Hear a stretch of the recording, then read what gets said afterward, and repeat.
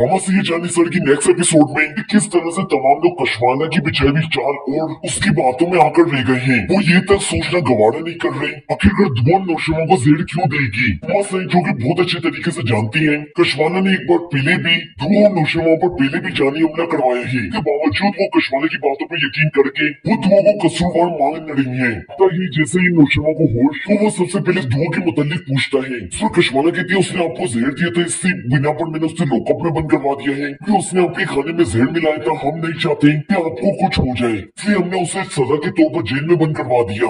उस वक्त नौशमा जाफर से कहता है जाफर धुआं को हवाला से लिखवा के लाओ, लेकिन कशवाना से ये बात बिल्कुल भी बर्दाश्त नहीं होती। नौशमा इस हालत में भी धुआं के लिए फिक्रमंद है। फिर जाता है जाफर पुलिस स्टेशन धुआं को रिहा करवाने के लिए। जैसे ही धुआं जेल से बाहर आती है उससे रहा नहीं जाता।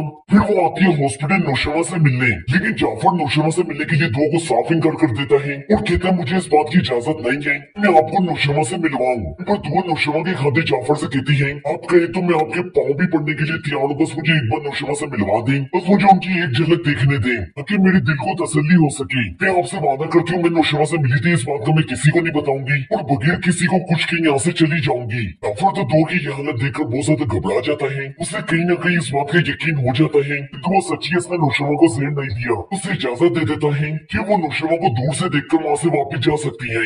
दूसरी जानी जब धुआं जाती है घर पर तो फिजा अपनी बहन धुआं को देखकर भड़क उठती है, कहती है तुम्हारी हिम्मत भी कैसे हुई इस घर में वापस आने की। फिर फिजा अपनी अम्मी फहमीदा से कहती है कि आपने इसको इस घर में घुसने भी कैसे दिया, आप ऐसा कैसे कर सकती हैं, ये औरत जो तमाम तर लोगों की कसूरवार है, आप इसका दोबारा से साथ कैसे दे सकती हैं। दूसरी जानी जब नौशमा से ये बात की जाती है कि धुआं ने तुम्हें जहर दिया है, यही सच्चाई है। अम्मा साई को नौशमा कहता है मुझे यकीन नहीं है धुआं ने मुझे जहर दिया है। उसके दिन फिर अम्मा साई नौशमा से पूछती है फिर तुम्हें किसने जहर दिया है। फिर धुआं ने नहीं दिया तो कशवाना ने उसको खुद जहर मिलाते हुए देखा था। कशवाना यहीं पर बात को घुमाने की कोशिश करती है, कहती है इन्हें तो अभी भी धुआं पर ही भरोसा है, ऊपर तो भरोसा किया ही नहीं जाता। जैसे ही नौशमा घर पर जाता है तो वहाँ धुआं मौजूद नहीं होती तो वो घबरा जाता है और पूछता है धुआं कहाँ पर है। कशवाना एक बार फिर से झूठ बोलती है कि वो बहुत पहले ही अपने आशिक के साथ जा चुकी है। जाहिर सी बात है वो आपके मरने का इंतजार तो कर ही नहीं सकती कि वो आपके मरने के बाद अपनी इद्दत पूरी करती फिर ये घर छोड़कर जाती। वो बहुत पहले ही अपने आशिक के साथ इस घर का बहुत ज्यादा सामान समेट कर जा चुकी है। नौशमा कशवाना की ये बात सुनने के बाद बहुत ज्यादा परेशान हो जाता है। उसे समझ नहीं आता, वो कहता है